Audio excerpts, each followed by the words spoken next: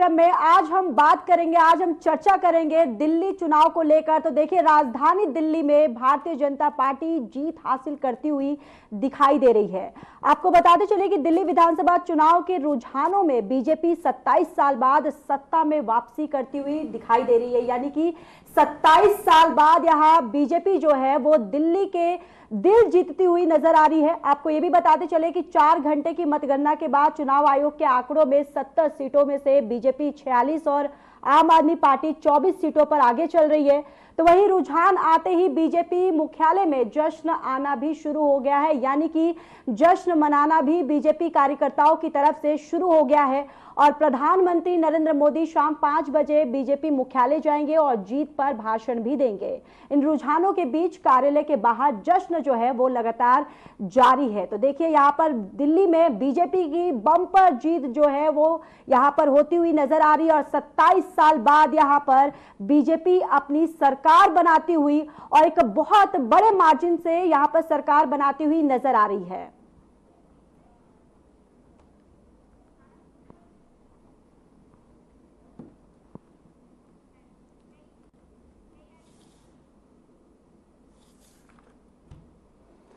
तो देखिए, इसी खबर पर और बात करेंगे, चर्चा भी करेंगे, लेकिन रुक कर लेते इस वक्त की बड़ी और अहम जानकारी की और नई दिल्ली से अरविंद केजरीवाल की हार हो गई है। इस वक्त की ये बड़ी खबर, जहां प्रवेश वर्मा ने केजरीवाल को हराया। दिल्ली सीट से हारे केजरीवाल और अमित शाह से मिलने जा रहे हैं प्रवेश वर्मा। और देखिए, अब ये कयास भी लगाए जा रहे हैं कि कहीं ना कहीं बीजेपी का जो सीएम फेस जो है वो प्रवेश शर्मा ही होंगे, क्योंकि जिस तरीके से उन्होंने नई दिल्ली से अरविंद केजरीवाल को हराया है एक बहुत बड़े मार्जिन से, तो कहीं ना कहीं अब ये कयास जो है वो लगाए जा रहे हैं कि प्रवेश वर्मा जो है वो अब दिल्ली के मुख्यमंत्री का चेहरा जो है वो हो सकते हैं।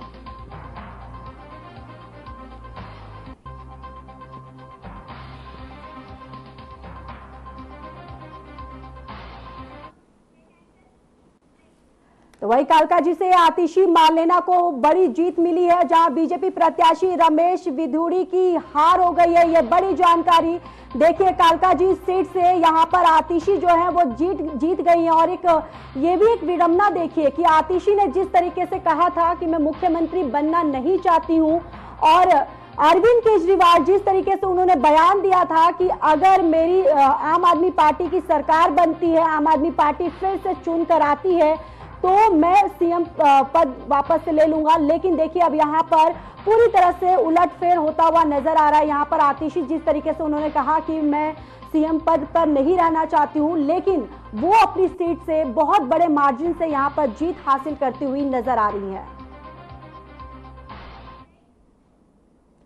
तो चलिए और आगे की जानकारी दे दें, जहां पर दिल्ली के पूर्व डिप्टी सीएम मनीष सिसोदिया हार चुके हैं। ये बड़ी जानकारी देखिए, 636 वोटों से मनीष सिसोदिया जो है वो हार चुके हैं। कांग्रेस प्रत्याशी को 6551 सीट जो है वो ज्यादा यहां पर मिली है। यानी कि यहां पर देखिए, मनीष सिसोदिया जो है वो हार चुके हैं। तो यहाँ पर एक बहुत बड़ा एक मंथन चिंतन करने की भी जरूरत है आम आदमी पार्टी को। जिस तरीके से उनके जितने भी बड़े बड़े चेहरे हैं यहाँ पर उनको हार मिलती हुई नजर आ रही है। और अब देखिए, मनीष सिसोदिया जिस तरीके से पटपटगंज से उनको टिकट दिया जाता था, लेकिन इस बार जिस तरीके से वो शराब घोटालों में लिप्त हुए नजर आए और इस बार उनका टिकट वहां से काटा गया था। उनको जहांगीरपुर से उनको टिकट दिया गया था, जहांगीरपुरा से, और उसके बाद अब देखिए फिर से अब यहाँ पर वो हार गए हैं। तो यहाँ पर जितने भी आम आदमी पार्टी के बड़े चेहरे थे उनको यहाँ हार मिलती हुई नजर आ रही है।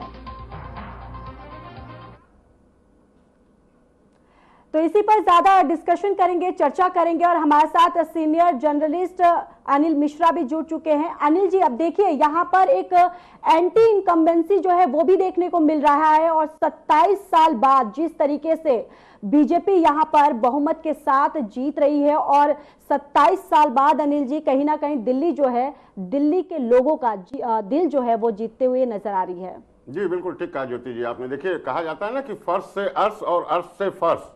ये दोनों जो बातें विपरीत अवस्था में कही जाती हैं वो दोनों आज यहां पर सिद्ध हो रही हैं। एक तरफ देखिए पिछले 27 सालों से जहां बीजेपी लगातार संघर्ष कर रही थी, पहले चुनाव में कहीं ना कहीं 3 सीट लेके आती है, दूसरी चुनाव में 8 सीट लेके आती है, लेकिन आज उसी फर्श से उठकर आप देखिए कितने ऊपर जा रही है। उसने लगभग 50 का आंकड़ा छूने का एक प्रयास कर लिया जो उसका अनुमान था, जिसके लिए वो पहले से ही पूरा एक दावा ठोक रही थी कि हम आएंगे और बंपर वोटों से आएंगे, बंपर सीट लेकर आएंगे। कहीं ना कहीं वो फलित होता दिख भी रहा है। दूसरी तरफ एक अति आत्मविश्वास या कहिए जो कि फर्श से अर्श पर पहुंचा था, जिस राजनीतिक पार्टी का कोई अस्तित्व ही नहीं था, जिस राजनीतिक पार्टी के नेताओं का राजनीति से दूर दूर तक कोई लेना देना नहीं था, वो राजनीति में कदम रखते हैं और एक रातों रात जिस ढंग से वो एक भारतीय राजनीति में एक स्तंभ के रूप में खड़े हो जाते हैं। और कहीं ना कहीं अगर देखा जाए तो भारतीय राजनीति के स्तंभ या चाणक्य कहिए या उस सिनेरियो में प्रधानमंत्री पद के दावेदार तक की अपनी पहुंच बनाते हैं और कहीं ना कहीं प्रयास भी करते हैं कि उसमें मेरा नाम आए। वो नाम है अरविंद केजरीवाल।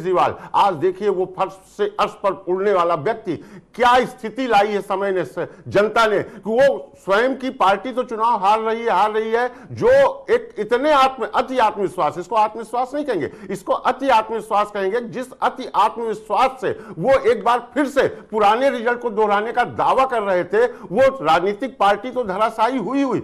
लगभग आप देखिए लगभग 1/3 सीटों पे, अगर 62 सीट से तुलना करें तो लगभग 1/3 सीटों से, और अगर उसके पहले का रिजल्ट देखा जाए 67 सीटों का, तो उसमें तो लगभग फिट बैठता है कि 1/3 वो नीचे सीढ़ी पर आ गए और अरविंद केजरीवाल स्वयं चुनाव हार गए। मतलब ये कितनी बड़ी विडंबना है कि जो व्यक्ति, अकेला व्यक्ति पूरी पार्टी को जिताने का एक जज्बा रखता था, कहता था कि मैं अपने दम पर पूरी सीट जिता लूंगा, और अभी कल रात तक अगर देखा जाए तो तरह तरह के आरोप, तरह तरह के वो एक बातें कहना, लेकिन साथ में कहना कि हम आ रहे हैं, सरकार में फिर से आ रहे हैं। आज जब जनता ने अपना मत जो दिया था उसका जब खुलासा हुआ तो वो फर्श से ऐसा नीचे अर्श पर आए हैं, ऐसा अर्श से फर्श पर आए हैं कि शायद वो इतनी बड़ी चोट है कि अब अरविंद केजरीवाल के स्वयं पर, उनके अस्तित्व पर, यहां चुनाव हारना जीतना हर चुनाव में होता रहता है, लेकिन इस चुनाव का बड़ा मायने है क्योंकि Arvind Kejriwal one man show थे। आम आदमी पार्टी का मतलब था only and only Arvind Kejriwal. सारे डिसीजन, सारे जो भी पॉलिसी अपनाई जाती थी वो कहीं ना कहीं अरविंद केजरीवाल की इच्छा अनुसार हुआ करता था। वो व्यक्ति स्वयं चुनाव हारता है, भले इनके 27, 26, 25, 24 जो भी लोग जीत कर आ जाएं, उन पर अब अरविंद केजरीवाल का कितना असर रहेगा ये सोचने वाली बात है। क्यों? क्योंकि वही विधायक कह सकते हैं कि देखिए हम तो अपने दम पर चुनाव जीत गए, लेकिन आप स्वयं अपनी सीट हार गए हैं। इसका मतलब बिल्कुल अनिल जी, इसका मतलब कि कहीं ना कहीं अरविंद केजरीवाल को जो सिंपैथी वोट जो मिलने थे वो भी यहाँ पर नहीं मिले हैं। नहीं, बिल्कुल नहीं। देखिए ये रिजल्ट साफ बता रहा है कि जहां इनके ऊपर जितने आरोप लगे उनका भी बहुत बड़ा रोल रहा। इसमें बहुत से फैक्टर हैं, अभी सामने आएंगे, वो हम आप भी चर्चा करेंगे और सब जगह चर्चाएं हो भी रही हैं। उसमें शराब कांड भी है और इनके अपने अच्छे किए हुए कार्य भी हैं, लेकिन ओवरऑल अगर देखा जाए तो जनता ने कहीं ना कहीं अरविंद केजरीवाल पर जो विश्वास किया था आज से 10 साल पहले और पिछले चुनाव तक किया था, वो विश्वास का जो एक पहाड़ खड़ा किया गया था वो पूरी तरह से धराशायी हो गया। और कहीं ना कहीं अरविंद केजरीवाल और उनकी विचारधारा और उनकी पार्टी की जो कार्यविधि थी उसको जनता ने कहीं कहीं नकार दिया। और मोदी जो कि एक बहुत बड़ा चेहरे हैं, मोदी चुनाव जीतने की गारंटी का एक जो चेहरा है, आज मोदी जी ने वो भी करके दिखा दिया। दिल्ली जैसे जगह पर जहां कहा जा रहा था कि एक तरफ कलकत्ता, वेस्ट बंगाल और ये दिल्ली, मोदी सब जगह जीतते जा रहे हैं, केवल इन 2 जगहों पर उधर ममता बनर्जी से हार जाते हैं और इधर आम आदमी पार्टी, आप यूं कहें कि अरविंद केजरीवाल की जो कूटनीति है, रणनीति है, उससे हार जाते हैं। आज उसको भी धराशायी किया है मोदी जी ने और कहीं ना कहीं बीजेपी इसकी पूरी बधाई की पात्र भी है। और बीजेपी के ऑफिस में आप अगर देखें तो जश्न भी नो डाउट मनाया जा रहा है, एक खुशी का मौका है। और इस ढंग से अगर आगे बढ़ रही है बीजेपी तो वो जिस ढंग से अभी रुझान है, और लगभग अब ये मानिए कि मुझे जो जानकारी कि लगभग 13 राउंड की वो हो चुकी है, गिनती हो चुकी है, तो जो दोनों में अंतर है सीटों में, जहां जहां बीजेपी आ गई है उसमें बहुत ज्यादा अंतर है, जिसको पाट पाना आम आदमी पार्टी के लिए बहुत मुश्किल है। अभी तो मुझे लगता है कि शायद बीजेपी की सीटें बढ़ेंगी, क्योंकि आम आदमी पार्टी के जो कैंडिडेट है, जैसा अभी इलेक्शन कमीशन का जो वो साइट बता रहा है, उसमें जो आम आदमी पार्टी के कैंडिडेट्स की बढ़त है वो बहुत नॉमिनल है। तो मे भी बीजेपी के लोग वहां भी क्रॉस कर जाएं, लेकिन मुझे लगता है कि आम आदमी पार्टी अब इसमें 1-2 सीट प्लस माइनस होगी, लेकिन इससे ज्यादा अपने आप को कवर नहीं कर सकती। बिल्कुल बिल्कुल अनिल जी, देखिए हमारे साथ कंसल्टेंसी एडिटर जो हैं वो भी जुड़ चुके हैं, अतुल प्रताप सिंह।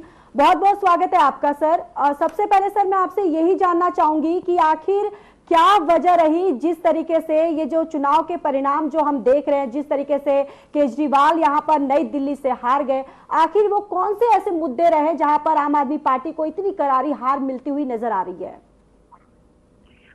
देखिए, मुद्दे वही होते हैं जिनको पार्टियां मुद्दा बनाना चाहती हैं, लेकिन सवाल इस बात का था जो इसके पहले अनिल भी जिक्र कर रहे थे कि जिस तरीके से आम आदमी। जी अतुल जी, आवाज आ रही है मेरी आपको? मेरी आवाज आ रही है आपको?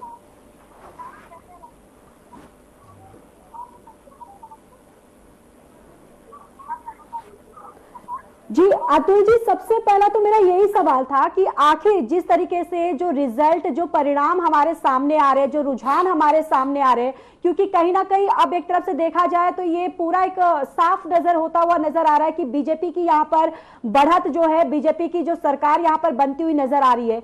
मैं आपसे ये जानना चाहूंगी कि आखिर वो कौन से ऐसे मुद्दे थे जिनको लेकर आम आदमी पार्टी को इतनी करारी हार जो है वो सामने होती हुई नजर आ रही है। जिस तरीके से नई दिल्ली से अरविंद केजरीवाल का हारना, ये काफी एक सोचने और समझने और मंथन करने वाली बात है। बिल्कुल सही कहा आपने। क्या आप मुझे सुन पा रहे हैं? मेरी आवाज आ रही है आपको? जी आवाज आ रही है अतुल जी, बोलिए। जी बिल्कुल, जो आपने कहा, चाहे वो अरविंद केजरीवाल की हार हो या उनके तमाम वो बड़े चेहरे, एक अगर आतिशी को हम देख लें, गोपाल राय को देख लें, तो ये बड़ी मुश्किल से जीते हैं, लेकिन बाकी जितने चेहरे थे, बड़े चेहरे थे, मनीष सिसोदिया से लेके, ये सभी अगर आते हैं तो इसमें आप ये साफ तौर पर एक झलक देख सकती है कि जनता के बीच में नाराजगी थी। बीजेपी के लिए लोगों के मन में कुछ विश्वास था और बीजेपी पार्टी ने अपनी मेहनत की होगी, इसमें कोई शक नहीं है, क्योंकि वो 24/7 चुनावी मोड में रहते हैं। ये राजनीतिक आरोप उन पर लगता रहता है। और जैसा अनिल अभी जिक्र भी इस बात का कर रहे थे कि जो अति विश्वास था, बहुत ज्यादा अपने आप पर भरोसा कि नहीं हम तो हर हाल में जीत जाएंगे, फ्री की रेवड़ी बांटने से, तो फ्री की रेवड़ी बाकी पार्टियों ने भी ऐलान कर दिया कि हम भी देंगे, तो उसमें आप कुछ अलग नहीं थे। अब यहाँ पर सवाल इस बात का है कि जो आम आदमी पार्टी की 10 साल 11 साल के बाद जब ये हार होती है तो आम आदमी पार्टी का फ्यूचर आगे क्या होगा? बीजेपी दिल्ली में जूझ रही थी, लगातार कई सालों से, दशकों से जूझ रही थी, और अब जब उसने जीत दर्ज की है तो एक ऐसी पार्टी जो कि बी टीम कही जाती थी बीजेपी की, राजनीतिक दल आरोप लगाते थे, वो यहाँ से अपने आप को कितना मजबूत करेगी, उस पार्टी को कितना खत्म करेगी, ये अपने आप में बहुत अहम हो जाता है। पंजाब इसका फोकस है। हम और अनिल लगातार इन बातों का जिक्र इसके पहले भी करते रहे हैं, और मैं चाहूंगा कि आप एक बार फिर से अनिल जी से इस बात का जिक्र भी करें कि आम आदमी पार्टी के लिए अब ये बड़ी चुनौती कितनी खड़ी होगी दूसरे राज्यों में। एक राज्य है जहां पर वो सत्ता में है, ठीक ठाक उनके पास सीटें थी, लेकिन बाकी जहां पर भी उन्होंने प्रयास किया वहां पर उनको झटका लगा। वो चाहे गुजरात की बात कर लें, वो चाहे राजस्थान की बात कर लें, वो चाहे उत्तर प्रदेश की बात कर लें, उत्तराखंड की बात कर लें, ये कुछ राज्य थे जहां पर उन्होंने बहुत बड़ा दावा बहुत साल पहले कर दिया था लगातार।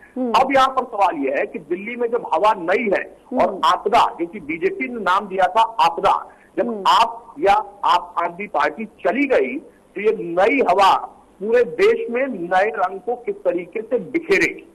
जी बिल्कुल अतुल जी, और आप जिस तरीके से बोल रहे हैं कि दिल्ली से आपदा, और हमने जिस तरीके से देखा कि बीजेपी का नया पोस्टर जो है वो भी सामने आ गया है, उस पोस्टर में ये भी लिखा हुआ है कि दिल्ली से आपदा जो है वो जा चुकी है। और मैं सबसे तो ये एक प्रतिक्रिया आपकी लेना चाहूंगी, जिस तरीके से ये जो रिजल्ट आ रहे, रुझान आ रहे, सबसे पहले आपका एक प्रतिक्रिया इस पर। देखिए, बहुत सारे लोग कल देर रात तक ये कह रहे थे कि जो एग्जिट पोल आए हैं वो एग्जिट पोल सिर्फ माहौल बनाने के लिए है। मीडिया पर हम जैसे चैनल के लोगों पर आरोप लगाया जा रहा था, तमाम तरह की बातें कही जा रही थी, लेकिन मैं इसको जोड़कर देखूंगा और आपका भी मैं चाहूंगा कि इस पर कंसर्न हो कि जब आप हरियाणा को, जो अभी लेटेस्ट इलेक्शन हुआ, हरियाणा के इलेक्शन को आप देखिए और समझिए, वहां पर जो कांग्रेस पार्टी थी वो एक तरफ राष्ट्रीय दल के तौर पर चुनाव लड़ रही थी और दूसरा प्रदेश स्तर पर उनके एक बड़े नेता है, बड़ा नाम है भूपेंद्र सिंह हुड्डा, जिनकी अपनी एक अलग छवि है, तो उनके लेवल पर प्रदेश में चुनाव वो लड़ रही थी और यहीं पर उसे झटका लग गया। आम आदमी पार्टी भी वहां पर बहुत ओवर कॉन्फिडेंस में थी और वहां पर भी उन्होंने जिस तरीके से अलायंस किया, नहीं किया, आप एक दूसरे से अलग हो गए, उसका भी उन्हें डैमेज खामियाजा उठाना पड़ा। वही चीज इसके पहले मध्य प्रदेश के चुनाव में भी हमने देखा था कि बीजेपी ने कितनी जल्दी कवरअप किया था। मध्य प्रदेश में महिलाओं का वोटर, हरियाणा में चुनाव के ठीक पहले मनोहर लाल का वो हटाना, उनको चेंज करके सैनी को ले आना, कार्यकर्ताओं को फिर से उत्साहित करना, महिलाओं के बीच में जाना, नई योजनाओं का ऐलान करना, ये सारी ऐसी कवायद थी जो कि रणनीति का हिस्सा थी, ना कि सिर्फ एक चुनाव जीतने की प्रक्रिया का हिस्सा था।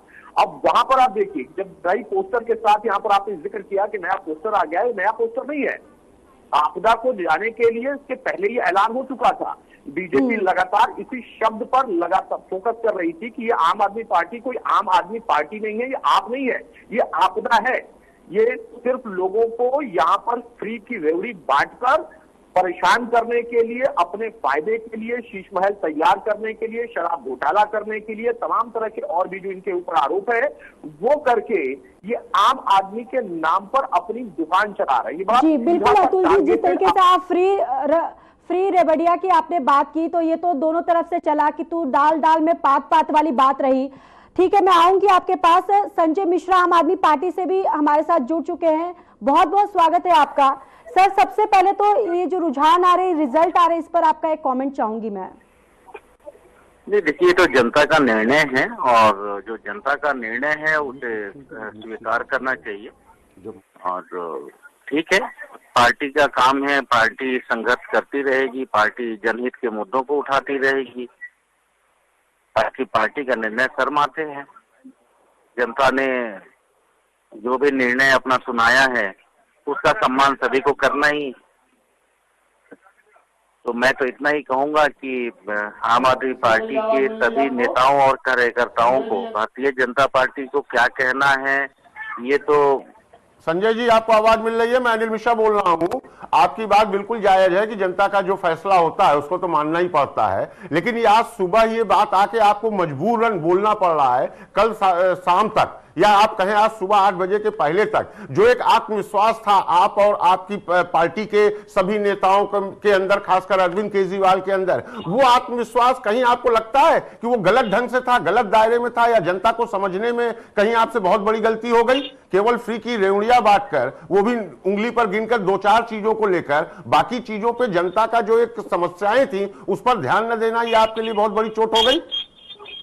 नहीं देखिए, मैं इस चीज को नहीं मानता हूँ। इसको दूसरे एंगल से यदि हम देखेंगे तो आज देखिए, भारतीय जनता पार्टी जो इतनी पुरानी पार्टी है, राष्ट्रीय पार्टी है और ये कहती है कि हम विश्व के सबसे बड़ी पॉलिटिकल पार्टी हैं। तो है सर, कांग्रेस पार्टी है। हाँ है, मैं बोल तो रहा हूँ, कांग्रेस पार्टी है। ये सभी लोगों को आज आकर यदि अरविंद केजरीवाल के बीच पे खेलना पड़ रहा है, और जिस फ्री रेवड़ी की बात देश के प्रधानमंत्री कहते हैं कि फ्री रेवड़ी देश को बर्बाद कर देगा, उसी फ्री रेवड़ी के सहारे यदि उनको दिल्ली में जीत मिलती है, तो आप कैसे कह सकते हैं कि अरविंद केजरीवाल की नीतियां गलत थी? नहीं, और 2-4 चीजों को देकर के किया। आज मोदी जी की भारतीय जनता पार्टी सिर्फ 5 किलो राशन के अलावे कोई ऐसी योजना बताइए जो जनहित में इन्होंने किसी भी राज्य में लागू किया हो। महाराष्ट्र में इन्होंने किया, वही किया जो अरविंद केजरीवाल जी कर रहे हैं। संजय जी, मेरा प्रश्न ये है, आप बिल्कुल सही कर रहे हैं, मैं आपकी बात से सहमत हूं, लेकिन यहाँ ध्यान देने वाली बात ये है कि जो फ्री की रेवड़ी आप कर रहे हैं कि जो आपका पहलू इन्होंने पकड़ लिया और उसी के भरोसे ये जीत ले रहे हैं। मेरा ये प्रश्न है कि जो चीज आप पहले से दे रहे हैं, जो जनता को मिल रही है, और एक तरफ मिल रही है, वही वादा दोबारा अरविंद केजरीवाल दोहरा रहे थे, और एक दूसरी पार्टी आती है जो भविष्य का वादा करती है, और जो अभी आप आरोप लगा रहे हैं कि बाकी जगह नहीं दे रहे। तो आखिर ऐसा क्या हो गया कि जो दे रहा था उसका विश्वास साथ छोड़कर जनता उस आदमी के साथ जा रही है जो एक तो भविष्य का वादा कर रही है, और दूसरा उसका पिछला अनुभव है, जैसा आपने आरोप लगाया कि राज्यों में नहीं दे रही है। उस जनता उस पार्टी या उस नेता के साथ क्यों खड़ी हो गई? आपको नहीं लगता कि आधी दिल्ली किराए पर रहती है? आपने मकान मालिकों की बिजली जरूर फ्री की, लेकिन हर आदमी ने कहा कि किराएदार को बिजली बिल देना पड़ता है। तो आधी दिल्ली तो आपके खिलाफ ऐसे हो गई क्योंकि उसको फ्री की रेवड़ी नहीं मिली। इस पर आपने क्यों नहीं ध्यान दिया, और चुनाव के ऐन वक्त पर क्यों कहा कि अगली बार किराएदार को फ्री किया जाएगा? नहीं देखिए, आप जो कह रहे हैं जायज हो सकता है, मैं आपके विश्लेषण को, आपकी बातों को खारिज नहीं करता हूं, क्योंकि हर एक व्यक्ति के पास अपना सोचने का, विचार रखने का अपना अधिकार है। हम भारतीय जनता पार्टी से नहीं है कि हम ये कहेंगे कि जो मैं कह रहा हूं आप वही कह दें, या जो मैं लिख रहा हूं आप उसे पढ़ दें। लेकिन मेरा ये मानना है कि दिल्ली के अंदर जनता ने आम आदमी पार्टी को नहीं हराया है। जनता के वोट से आम आदमी पार्टी नहीं हारी है। भारतीय जनता पार्टी का षड्यंत्र और इनके जो मजबूत गठबंधन है ये बात आप चुनाव के दिन, इलेक्शन के दिन के जितने भी वीडियो वायरल हुए थे, आप जरा उस पर चर्चा कर लीजिए एक बार। किस तरह से बैरिकेटिंग लगाकर कॉलोनियों के बाहर, किस तरह से रास्ते में वोटरों को डिस्टर्ब किया जा रहा था, कॉलोनियों के बाहर से वोटरों को निकलने नहीं दिया जा रहा था। क्या आप लोगों ने इसमें कभी चर्चा किया? नहीं, वो तो रोज चर्चा होती थी। वो तो देखिए, आपने जितने आरोप लगाए सब मीडिया ने दिखाया है। आप लोगों ने जितने आरोप लगाए सब मीडिया ने दिखाया है, प्रॉपर उसकी कंप्लेन भी हुई है और उस पर सब पे कार्रवाई हो रही। ये कहना कि आपको लगता है बीजेपी ने कुछ षड्यंत्र करके चुनाव जीत लिया, क्या आप यही रास्ता बचा? ईवीएम पर भी आरोप लगाएंगे आप? सुन तो लीजिए, आप सुन तो लीजिए जी। अरे भाई, पार्टी तो सीधा चुनाव आयोग पर आरोप लगा रही है। नहीं, ईवीएम या चुनाव आयोग? ईवीएम या चुनाव आयोग? चुनाव आयोग ने एक भी किसी भी कंप्लेंट को एक्सेप्ट किया गया? आप बताइए जरा, उसमें कोई कार्रवाई हुई क्या? जिस जीत के लिए उत्तर प्रदेश के उपचुनाव के लेकर के ये हो रहा है, एक वोटर निकलता है और ये कहता मैं भाजपा को 6 वोट देकर के आया हूं और मुझे शासन प्रशासन से मदद मिली है, हेल्प मिला है। क्या मीडिया ने उस पर सवाल किया चुनाव आयोग से, या चुनाव आयोग ने कोई कार्रवाई कर दिया उसके ऊपर? बताइए क्या हुआ उस आदमी का? ये ऑन कैमरा बोल रहा है संजय जी, कल रात तक बोल रहा है ना। संजय जी, की धांधली के अंदर यदि आप ये चाहते हैं कि हम लोकतंत्र को खत्म करके ही यदि मीडिया को भी खुशी मिल रही है तो मिलनी चाहिए भाई। यदि आप जायज सवाल नहीं करेंगे तो केजरीवाल की जीत और हार तो क्या? संजय मिश्रा जी, आप निश्चित है, आपको बोलने का पूरा अधिकार है, आरोप लगाने का पूरा अधिकार है, आपका हक है। लेकिन मैं यही तो जानना चाहता हूं कि अभी काउंटिंग के पहले तक आप 50+ सीट जीतने का पूरे आत्मविश्वास से हुंकार भर रहे थे। अब आम जनता या लोग ये नहीं कहेंगे कि अब जब रिजल्ट सच सामने आ गया तो आप उससे बचने का या हार न स्वीकार करके उसके ऊपर तरह तरह के आरोप लगाकर उससे बचने का प्रयास कर रहे हैं, तो कहीं ये गलत तो नहीं होगा? मैंने पहले कहा कि जनता का निर्णय पार्टी के सर माथे है, उसका सम्मान है। जनता हमें आम आदमी पार्टी को कहां रख रही है, उनके नेताओं को कहां रख रही है, ये कोई बड़ी बात नहीं है। बड़ी बात यह है कि पार्टी अपने सर माथे लेकर चल रही है जनता को, जनता के मुद्दों को। उसके लिए जिस तरह से ये लड़ रहे हैं, लड़ते रहेंगे। मेरा ये कहना, मैं ये नहीं कह रहा हूं कि मैं कोई आरोप लगा रहा हूं, लेकिन जहां बात आएगी जीत और हार की तो वहां पे स्पष्ट रूप से हम कह सकते हैं कि जो गठबंधन है अभी बीजेपी का, वो मजबूत गठबंधन है। वो किसी भी राज्य में यदि तानाशाही के भरोसे यदि चुनाव जीतना है और जनता को ये पसंद है तो हम कहते हैं कि उसमें हमारी पसंद है। संजय जी, एक आखिरी प्रश्न है। अब आपने 2 बार ये बात कही कि मजबूत गठबंधन, तो वो तो एक पार्टी का गठबंधन है, लेकिन आम आदमी पार्टी की उत्पत्ति ही इसी से हुई थी कि हर आदमी आम आदमी पार्टी, और शायद नाम भी इसीलिए रखा गया था। और आपकी गलियों गलियों में हर आदमी आपकी झाड़ू लेके बिखर चुका है, नंबर 1। नंबर 2, मेरा प्रश्न यह है बहुत सीधा सा कि शराब घोटाला और शीश महल, फैक्टर तो बहुत हैं, क्या आपको लगता है ये 2 फैक्टर, मेन फैक्टर काम कर गए जो आपके ऊपर आरोप लगे, अरविंद केजरीवाल पर आरोप लगे, और जनता कहीं ना कहीं डाइवर्ट हो गई और बीजेपी की बातें पर उसको विश्वास हो गया? नहीं, देखिए, सिर्फ आरोपों पे यदि जनता को वोट करना होता तो अजीत पवार पे आरोप किसने लगाया था? देश के प्रधानमंत्री जी ने आरोप लगाया था, और आरोप लगाने के 24 घंटे के अंदर महाराष्ट्र का उप मुख्यमंत्री बना दिया गया। हेमंत बिस्वा शर्मा पे श्वेत पत्र और आरोप किसने लगाया था? बीजेपी के लोगों ने लगाया था। और उसके बाद वो मुख्यमंत्री किसके हैं? भारतीय जनता पार्टी के हैं। शुभेंदु अधिकारी पे आरोप किसने लगाया था? बीजेपी के लोगों ने लगाया था। आज वो बीजेपी के विपक्ष के नेता हैं, चेहरा है बंगाल में। मुकुल रॉय पे आरोप किसने लगाया था? मैं ये कहता हूँ, छगन भुजबल पे आरोप किसने लगाया था? ऐसे बहुत सारे नेता हैं, आप बता दीजिए उनके ऊपर कोई कार्रवाई हुई हो, उनके यहाँ ईडी, सीबीआई, मीडिया में हलचल मच रहा हो कि देखो ईडी पहुंच गई। अच्छा संजय जी, बहुत छोटा सा प्रश्न है। अरविंद केजरीवाल स्वयं चुनाव हार गए हैं, क्या अब आप लोग को अपनी पार्टी के अंदर नया नेता चुनने का एक विकल्प मिल गया है?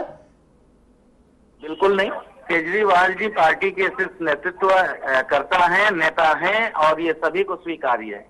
चुनाव जीतना और हारना ठीक है संजय जी, आएंगे आपके पास, बने रहिएगा। संदीप दुबे बीजेपी प्रवक्ता हमारे साथ जुड़ चुके हैं, बहुत बहुत स्वागत है सर आपका।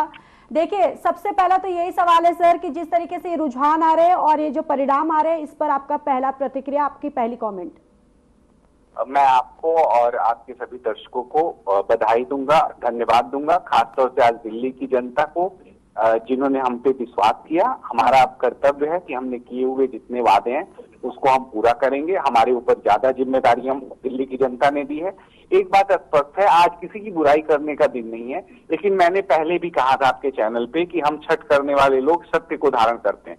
हमें एक बार ठगोगे झूठ बोल के, 2 बार ठगोगे झूठ बोल के, 3 बार ठगोगे तो हमें पता चल जाता कि तुम झूठ बोल रहे हो, तो फिर हम तुम्हें ठगते हैं। तो आज अरविंद केजरीवाल ठगा गया है, इसलिए ठगा गया है कि झूठ पे झूठ पे झूठ पे झूठ पे झूठ। अगर रिसर्च किया जाता पूरे विश्व में कि झूठ बोल के कैसे सत्ता में आई जाती है, तो रिसर्च इक्वल टू होता अरविंद केजरीवाल। तो दिल्ली की जनता ने आज अरविंद केजरीवाल के झूठ को ठगा, फरेब को ठगा और विदाई करी। अब ये ठग की विदाई हो गई है। अब आने वाले समय में जो ये 20-25% लोगों ने जो वोट दिया है, वो भी जब इसकी असलियत जान जाएंगे, अगली बार ये शून्य हो जाएगा और दिल्ली छोड़ के जाना पड़ेगा। लेकिन एक बात और मैं कह कि आज का दिन अच्छा दिन है। आज का दिन देश के लोगों के विश्वास का दिन है, दिल्ली के लोगों के विश्वास का दिन है और हमारा नैतिक कर्तव्य है उनके विश्वास पे आंच नहीं आने देंगे। यमुना को, मैया को साफ करेंगे, अच्छा दोनों तरह से वहां निर्मल यमुना बहे इसकी व्यवस्था सुनिश्चित करेंगे। रोजगार की दिल्ली में व्यवस्था सुनिश्चित करेंगे, सड़कों की स्थिति ठीक करेंगे, बदबूदार नालियों की स्थिति ठीक करेंगे, हम जो बिजली व्यवस्था है उसको भी ठीक करेंगे और जो योजनाएं चल रही थी पूर्ववर्ती उससे बढ़ के हमने योजना में लाभार्थी को मदद पहुंचाने की बात कही है, उस पर 100% खरा उतरेंगे। और मैं तो कहूंगा कि मोदी जी की गारंटी चलेगी दिल्ली में और ये जीत मोदी जी की जीत है। जब उन्होंने अपनी बातों में कहा कि आपदा को भगाना है दिल्ली से, जनता ने उनके आपदा के भगाने वाले आह्वान पे विश्वास किया और आज आपदा चली गई। बिल्कुल, और जिस तरीके से आप बता रहे हैं कि आज का दिन काफी अच्छा है, जाहिर सी बात है बीजेपी के लिए आज का दिन बहुत ही अच्छा है। लेकिन अब देखिए बीजेपी के लिए यहाँ दिल्ली में एक सीएम फेस पे भी बहुत चर्चा हो रही है कि आखिर सीएम फेस कौन होगा। देखिए, भारतीय जनता पार्टी का हर कार्यकर्ता मुख्यमंत्री है। हर कार्यकर्ता वंदे मातरम के नाम पे अपना सर्वोच्च जीवन इस देश को, समाज को देता है। तो जो भी संसदीय बोर्ड फैसला करेगी और जो नेतृत्व फैसला करेगा, सब लोग उसके साथ लग के काम करेंगे और यहाँ कमल जीता है पूरे दिल्ली में। हम सब लोग कमल के साथ हैं। संदीप जी, अनिल मिश्रा बोल रहा हूँ। हेलो, आवाज मिल रही संदीप जी? हाँ बोलिए। मेरा प्रश्न आपसे सीधा सा है कि अभी तो आप अपनी बातें कर रहे हैं, सबसे पहले आपको और आपकी पार्टी को बहुत बहुत बधाई चुनाव जीतने की और सरकार बनाने की। लेकिन अभी आम आदमी पार्टी के प्रवक्ता मिस्टर संजय मिश्रा हम लोग के साथ जुड़े थे, शायद अभी भी जुड़े हुए हैं, और उनका सीधा आरोप था कि बीजेपी ने, सरकार ने कहीं ना कहीं बहुत बड़ा षड्यंत्र करके चुनाव जीता और हमको हराया है। आपकी प्रतिक्रिया? देखिए, मैं इतना ही सिर्फ कहूंगा कि विपक्ष को हमेशा षड्यंत्री नजर आता है और परसेप्शन की पॉलिटिक्स में पहली बार अरविंद केजरीवाल ने अपने अंदर झांक के नहीं देखा। उनका कैंपेन कैसे निगेटिव था मैं बता रहा हूँ। उनका कैंपेन सुनिए, लोगों को फोन आता था जो बिजली का बिल तुम्हें फ्री मिल रहा है ना, अगर अरविंद केजरीवाल नहीं होगा तो वो बंद हो जाएगा। अरे भैया, कहाँ तुम फ्री दे रहे हो, क्या दे रहे हो फ्री, पूरे दिल्ली वालों को पता है। तो देखिए, हम लोग एक गरीब लोग हैं, मध्यम वर्ग के लोग हैं या अमीर लोग हैं, हमें प्यार से तो हमारा दिल जीत लो, लेकिन एक्सटॉर्शन करके हमें डरा के कुछ लेना चाहोगे तो भैया कुछ नहीं मिलने वाला है। तो ये डर की राजनीति, दिल्ली के लोगों में जो डर और खौफ अरविंद केजरीवाल ने पैदा किया, जो ईमानदारी के नाम पे आया था, जिसने बेईमानी का इतिहास रच दिया, जिसने ये कहा कि मैं बेईमानी करवाता हूं तुमसे, अगर मैं चला जाऊंगा तो उस बेईमानी का जो प्रतिफल है क्या होगा। तो लोगों ने बेईमानी को, बेईमान को नकारा है। और एक और चीज बात है, ये मैं नहीं कह रहा हूं, अरविंद जी ने खुद कहा था कि मेरी ईमानदारी पे मुझे वोट दीजिए। तो आज तो दिल्ली की जनता ने उन्हें बेईमान कह के उनको नकार दिया है, तो उनको सहर्ष स्वीकार करना चाहिए और बेईमान बन के घूमना चाहिए, क्योंकि बेईमानी पे मोहर लगी है। बिल्कुल बिल्कुल। और संदीप जी जुड़े रहिए, मैं लौटूंगी आपके पास, आगे भी हम दर्शकों को अपडेट दे देते हैं। दिल्ली विधानसभा की 70 सीटों में सबसे चर्चित सीटों में जंगपुरा विधानसभा की जो सीट है वो यहाँ पर एक बड़ा अपडेट जो है यहाँ पर सामने आया है। आपको बताते चले कि लगातार जो रुझान है, जो वोटिंग प्रक्रिया है वो भी जारी है और यहाँ पर जंगपुरा विधानसभा सीट की अगर बात करें तो इस पर बड़ा अपडेट सामने आया है। बताते चले कि इस सीट पर दिल्ली के पूर्व डिप्टी सीएम मनीष सिसोदिया 600 वोटों से हार गए हैं और इस सीट पर बीजेपी की प्रत्याशी तरविंदर सिंह मारवा ने जीत दर्ज की है और यह आम आदमी पार्टी के लिए बहुत बड़ी हार बताई जा रही है। और आपको ये भी बताते चले कि पहली बार इस सीट से मनीष सिसोदिया जो है उन्होंने चुनाव लड़ा था और इस बार जिस तरीके से उन पर आरोप प्रत्यारोप जो लगाए गए थे, जिसके बाद उनकी टिकट जो है यहां से काटी गई थी और यहां से अवध ओझा को माफ कीजिएगा, पटपटगंज से जो उनकी पहले जो सीट थी वहां से अवध ओझा को उतारा गया। लेकिन अनिल जी, आपसे ये भी जानना चाहूंगी कि अवध ओझा जो है उनका भी करिश्मा यहाँ काम नहीं किया है और साथ ही साथ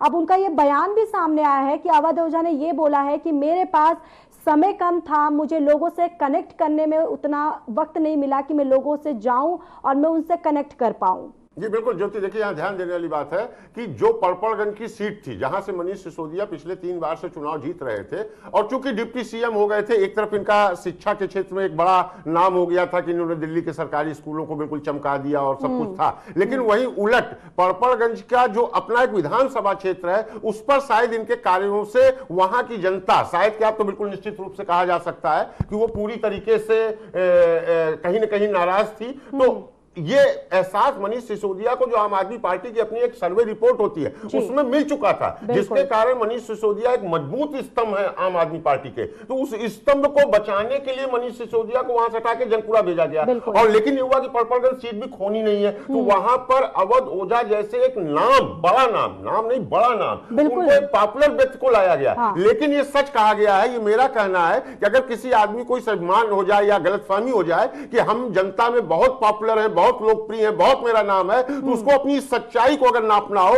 तो एक बार भारत में कोई चुनाव लड़ ले, उस चुनाव से उसकी अपनी असलियत पता चल जाती है। पड़पड़गंज के इस चुनाव ने अवध ओझा को यह बता दिया कि जनता के बीच में पॉपुलैरिटी किसे कहते हैं और कैसे कहते हैं वो इस रिजल्ट ने बता दिया। तो जहां इन्होंने अपनी सीट पड़पड़गंज भी खो दी, जहां से मनीष सिसोदिया की चुनाव नतीजे बिल्कुल हार निश्चित थी, वहीं जंगपुरा भागकर अगर मनीष सिसोदिया एक सेफ सीट पर जाने की कोशिश किए तो जंगपुरा की जनता ने भी कहीं ना कहीं मनीष सिसोदिया को शराब घोटाले का सबसे प्रमुख आरोपी मानकर निश्चित रूप से वोट दिया है, जिसके कारण मनीष सिसोदिया वहां पर चुनाव हार चुके हैं। और लगातार जिस तरीके से हम रुझान हमने देखा और अभी भी काउंटिंग जो है वो जारी है, जो तमाम बड़े चेहरे हैं जो आम आदमी पार्टी के, सभी यहां पर हारते हुए भी नजर आ रहे हैं। बिल्कुल ठीक कहा आपने। मैंने कहा ना था शुरू में कि देखिए हार जीत एक अलग चीज होती है, लेकिन आप देखिए कहां 67 सीट, कहां 62 सीट और कहां 5 साल में जब इन्होंने इतनी फ्री की रेवड़ियां बांटी और इनका आत्मविश्वास इतना बढ़ गया कि